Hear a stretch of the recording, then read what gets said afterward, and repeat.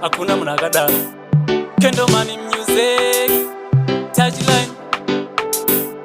Adomani stylist Kobion Tabinda mstage Suti kama king Takupata ngoma na Kendo Man Touchline Suti ne bling Penga no pengraiwe Shanda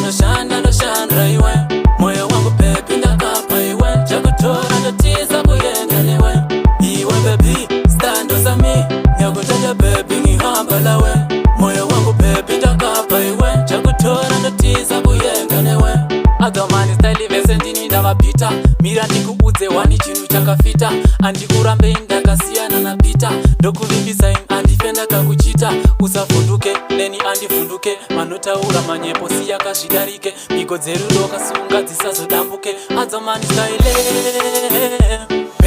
Penga no pengraiwe Shanda no shandraiwe Moyo wangu pepinda kapa iwe Chakutora ndo tiza kuyenda niwe Iwe baby Stando za mi Nyakutaja baby ngihambalawe Moyo wangu pepinda kapa iwe Chakutora ndo tiza kuyenga newe Ndamunyorere song ndaikana pa mshini Acha sodera mutuse kungwe kangu kamtwin Inini na baby yava intersection Kondi chako joiko apana infection Andichinja position yava good condition Anodada neni anditaka champion Ndamunyorere song Adomani Scorpion Andikanda padenga andifiza mountain Penga no pengraiwe Shanda no shandraiwe Moyo wangu pepinda kapa iwe Chakutora ndo tiza kuyenda niwe Iwe baby Stando za mi Nyakutaja baby ngihambalawe Moyo wangu pepinda kapa iwe Chakutora ndo tiza kuyenda niwe Adomani style vesendini ndavapita Mira ndikuudze wani chinu chakafita